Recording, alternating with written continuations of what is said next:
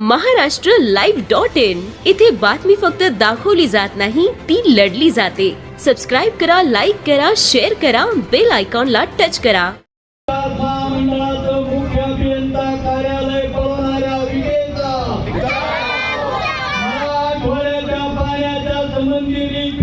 दाखल करणाऱ्या विखेच्या कारखान्याची चौकशी उत्तर महाराष्ट्रानं मुर्दाबाद मुर्दाबाद मुर्दाबाद मराठवाड्याच्या हक्काचं पाणी मराठवाड्याच्या शेतकऱ्याच्या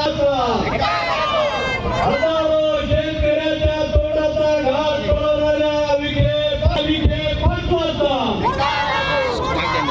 मराठवाड्यामध्ये बेरोजगारी आणणाऱ्या विखे पाटलाचा डॉक्टर बाबासाहेब आंबेडकरांचा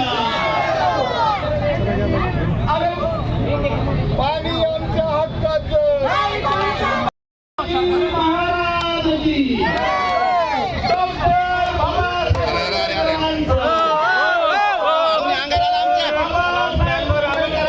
सर्वप्रथम मी या निर्णयाचा सरकारचा आणि विखे पाटील साहेबांचा जाहीर निषेध करतो की जे संभाजीनगरमध्ये वेगवेगळ्या प्रकारचे इरिगेशन डिपार्टमेंटचे कार्यालय आहे, ते कार्यालय कधी ते नाशिकला घेऊन जातात, ते कार्यालय कधी विखे पाटलांच्या लोणीला आणि नगर जिल्ह्याला घेऊन जातात, काही कार्यालय ते नांदेडला घेऊन जातात।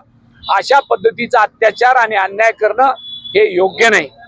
आता उद्या आम्हाला जर काही काम पडलं संभाजीनगरच्या नागरिकाला चीफ इंजिनियरकडे जायचं, त्यांनी इथून उठून नांदेडला जावं का, हा प्रश्न खऱ्या अर्थाने आमच्या लोकांच्या समोर आहे। मग ते शेतकरी असतील किंवा या भागातले नागरिक असतील, यांचा मोठा प्रश्न या निमित्ताने निर्माण झालेला आहे।